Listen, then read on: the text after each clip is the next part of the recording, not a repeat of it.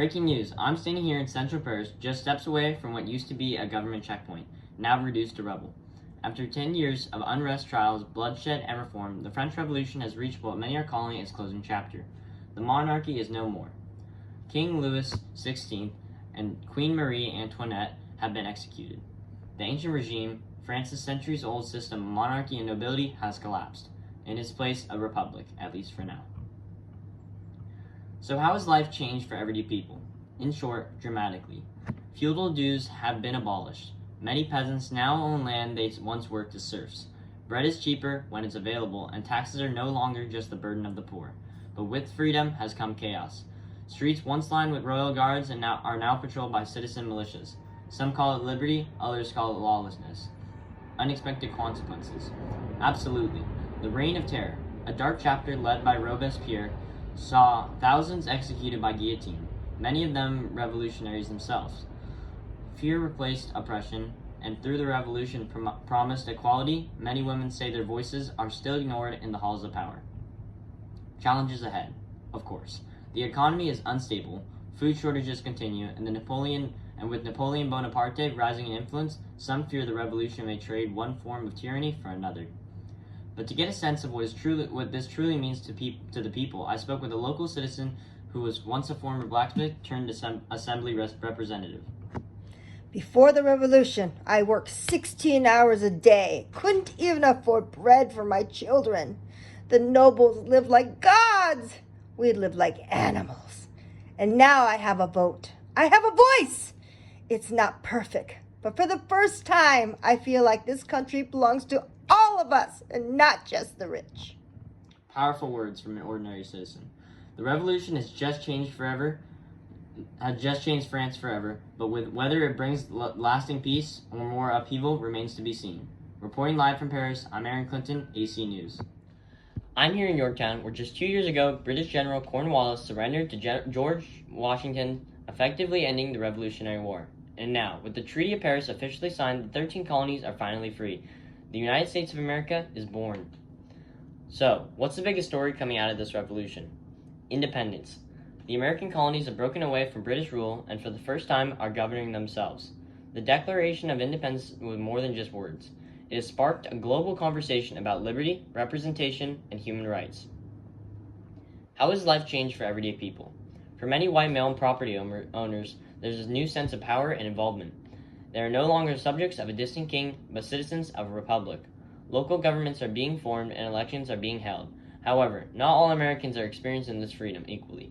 Enslaved people remain in chains, Native Americans are being pushed off their lands, and women, despite playing vital roles during the war, still have little political power. Any unexpected consequences? Yes. The war has left behind massive debt and economic instability. Cities have been burned, ports blocked, and trade networks disrupted. Thousands of loyalists, those who supported the British, have fled, leaving behind homes and livelihoods. And while unity helped win the war, the new states are struggling to stay united in peace. Key challenges or setbacks. One of the biggest challenges now is building a functioning government. Under the Articles of Confederation, the central government is weak. Congress can't raise taxes or enforce laws. There are debates about how power should be divided between big states and small, federal and local. Many fear that unless something changes, the new nation could crumble from within. To understand what this revolution has meant on a personal level, I spoke with Abigail Walker, a shopkeeper in Philadelphia who lived through the occupation and chaos of war. I remember hiding behind barrels when British soldiers marched through our streets. My husband fought in the militia, and my son still has scars from the winter at Valley Forge. We've sacrificed so much. I'm proud to be free, but I hope this country doesn't forget the ordinary people who kept it alive when things were at their worst. A powerful reminder that while the revolution may be over, the story of America is just beginning. From Yorktown, I'm Aaron Clinton, reporting for AC News. I'm here in downtown Havana, just days after Fidel Castro's revolutionary forces officially overthrew the government of Fulgencio Batista. After years of guerrilla warfare, political tension, and widespread unrest, the Cuban Revolution has come to a dramatic end, but the road ahead is uncertain. The biggest story coming out of this revolution. Without a doubt, it's the rise of Fidel Castro and the complete collapse of Batista's U.S.-backed regime. Castro's victory has signaled a radical shift in power from authoritarian dictatorship to a revolutionary government that promises reform, redistribution, and national sovereignty.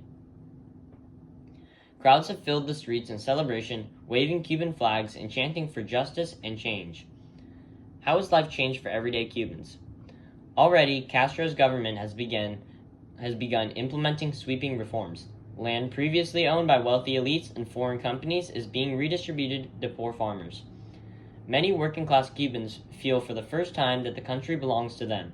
Education is being promoted as a national priority, and health care is being declared a universal right.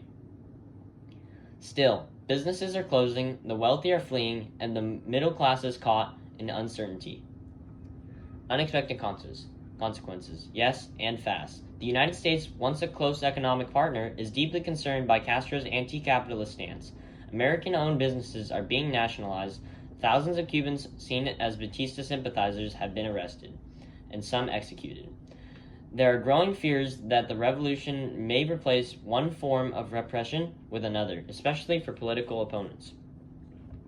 Key challenges or setbacks. The Cuban economy is now under enormous pressure, foreign investment is evaporating, and the trade partnerships are in flux. The government is still fragile, and questions remain about who will truly hold power and whether elections once promised will ever come. There is hope, but there is also fear. To get an inside look on the action occurring down here is a local teacher. What do you have to say, Ms. Carmen? When Batista ruled, we had no say, no dignity. I saw students beaten for speaking out and families starving while casinos made millions.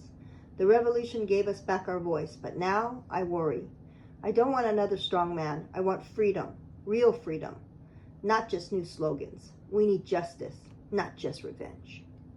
Powerful words from a teacher who fought for change, but now watches carefully to see what form that change will take. Cuba stands at a crossroads, no longer under Batista's grip, but still searching for the future it fought so hard to claim. Reporting live from Havana, I'm Aaron Clinton, AC News.